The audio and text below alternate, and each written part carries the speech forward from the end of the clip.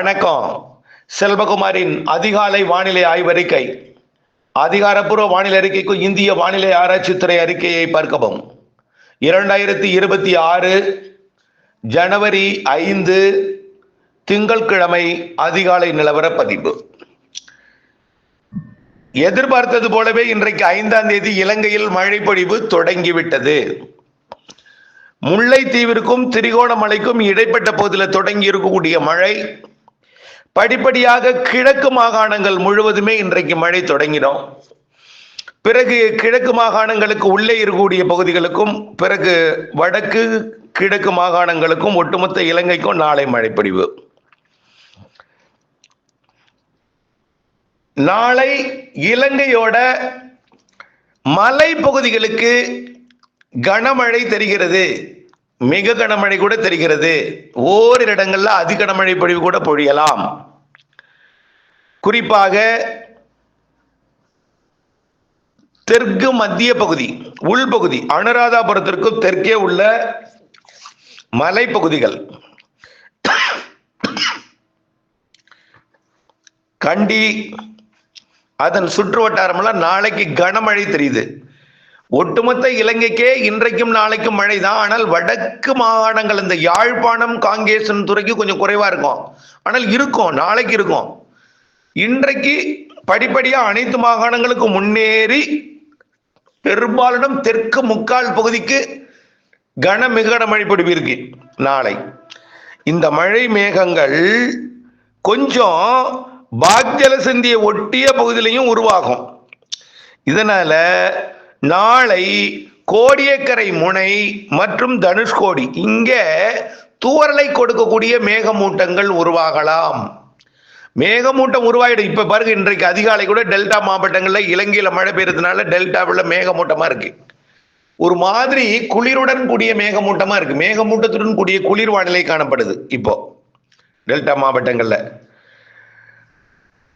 இந்த மேகமூட்ட குளிர் வானிலை இப்போ முல்லைத்தீவிற்கும் திரிகோணமலைக்கும் இடைப்பட்ட பகுதியில் தொடங்கியிருக்கூடிய மழை காரணமா இந்த மேகமூட்டம் குளிர் வானிலை இந்த இலங்கை முழுவதும் இன்றைக்கு மதியத்துக்கு மேல மழை தொடங்கும் பொழுது, நாளை இலங்கை முழுவதுமே பரவலாக மழை பொழிவை கொடுக்கும் பொழுது, மழை மேகங்கள் தமிழ்நாட்டில் கடலோர மாவட்டங்கள், குறிப்பா டெல்டா தென்கடலோர மாவட்டங்கள்ல ராமநாதபுரம் மற்றும் டெல்டா மாவட்டங்கள்ல புதுக்கோட்டை எல்லாம் கொஞ்சம் நல்ல மேகமூட்டம் இருக்கும்.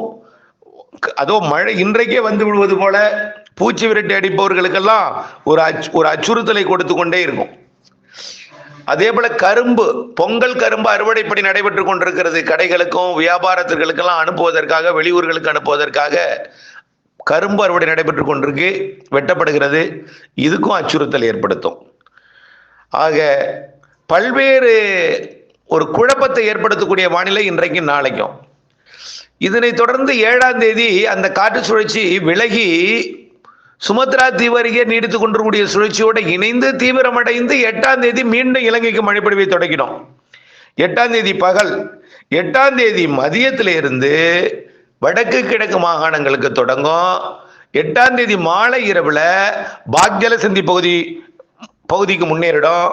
8ஆம் தேதி இரவு டெல்டா மாவட்டங்களின் கோடியக்கரை பகுதிக்கும் எட்டிவிடும். 8ஆம் தேதி இரவு, அதாவது 8ஆம் தேதி இலங்கையின் பெரும்பாலான மாவட்டங்கள், 8ஆம் தேதி இரவு இலங்கையோட வடக்கு கிழக்கு மாகாணங்களுக்கும் தொடங்கி 8ஆம் தேதி இரவு நல்ல மழைப்பொழிவாகவே மாறிடும். 9, 10, 11, 12, 13ஆம் தேதி வரைக்கும், 14ஆம் தேதி கூட மழை இருக்கு தெரியுதுங்க. 14ஆம் தேதினா பொங்கல் அன்னைக்கு முதல் நாள், போகி பண்டிகை அன்றைக்கு தினத்தின் கூட மழை தெரியுதுங்க. இப்படியே பொங்கலுக்கும் மழை பொழிவை கொடுத்து விடுமோ என்கின்ற ஒரு வானிலை அச்சுறுத்தல் தெரிகிறது. ஆக நம்ம எதிர்பார்த்தது 5லிருந்து பொங்கலுக்கும் மழை இருக்குன்னு நீண்ட கால அறிக்கையில சொல்லியிருக்கிறோம்.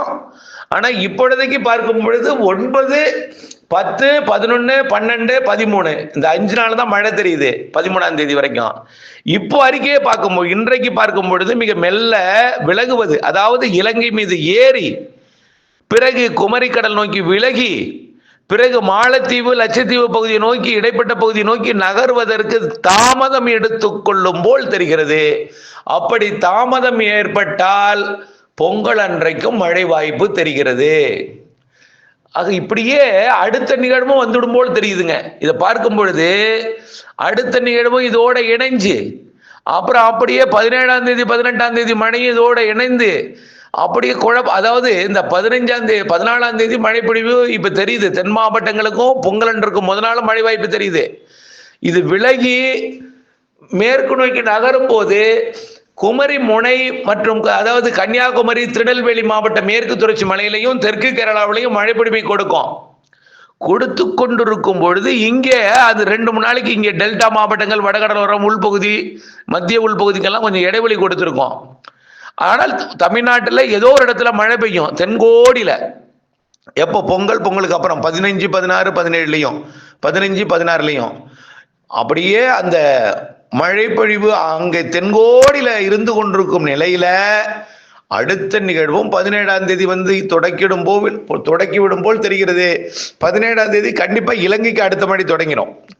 இலங்கையை பொறுத்த வரைக்கும் காற்றழுத்த தாழ்வு பகுதி எங்கே அமைகிறது அதை பொறுத்து தான் இலங்கை மழை இருக்கு.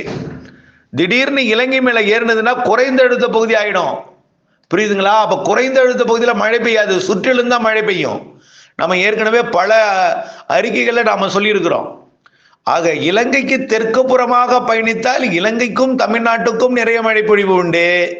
இலங்கை மீது ஏறினால் குறைந்த அழுத்த பகுதியாக இருக்கும். அப்ப நெருங்கும் போது மழை, ஏறிய போது கொஞ்சம் இடைவெளி கொடுக்கும், மீண்டும் விலகும் பொழுது மழை, விலகி போகும் பொழுது மழை இருக்கும்.